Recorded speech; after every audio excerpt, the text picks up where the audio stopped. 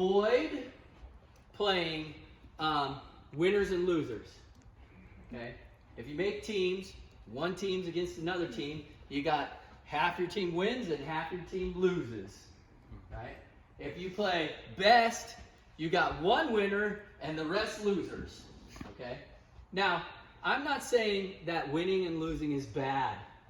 I'm just saying that if you set that up too often, you're going to reduce motivation, because not all the kids are at the same skill level, so you're going to have the same people losing and the same people winning and the same people getting that, woo, we're winners, and the same people getting the, oh, I'm a loser feeling often over and over and over again. And that's just too much for keeping motivation and kids motivated in your class, okay?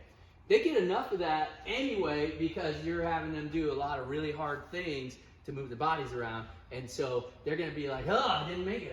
I think that coping with losing is a good thing to experience when you're young, just not in an overly abundant way, okay? Because if you don't cope with losing and figure out, I'm still here, I can try again, I can go again, let's do it. When you're young, then when you're older and you start experiencing failure, then you're going to have a real desperate time trying to figure out how to cope with that, okay? And that coping has to come from knowing a resilience, right? Knowing that it hurts. Failure hurts. But you heal, just like when you get an ouchie and you put a Band-Aid on it, and then you're good. A little bit later, right? Maybe days later, okay? But you can heal. And it's important for people to learn those lessons, and it's important not to insulate people from success and failure.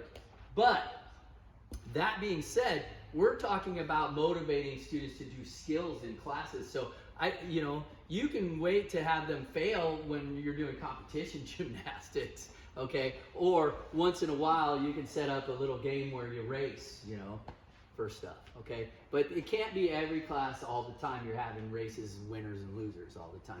You're gonna end up making some kids really, really sad, okay? And you're never gonna be able to be like, everybody's a winner anyway, right? Aren't you happy now? No. Here's an imaginary dragon. Right? Yes, imaginary dragon might do it.